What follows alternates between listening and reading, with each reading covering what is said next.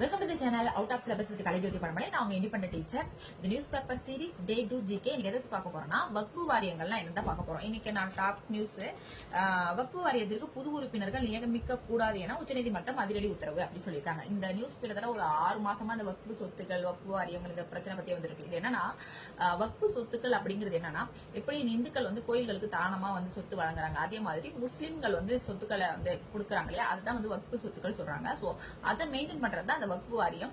இது என்ன சட்டத்திருத்தம் ஒன்றிய அரசு கொண்டு வந்திருக்குன்னா அந்த வக்பு வாரியத்துல முஸ்லீம் அல்லாதவர்களும் இருக்கணும், அதே மாதிரி பெண்களும் இருக்கணும் அப்படின்ட்டு கொண்டு வந்திருக்காங்க. சோ அதை எதிர்த்து தான் நிறைய போராட்டங்கள்லாம் நடந்துச்சு.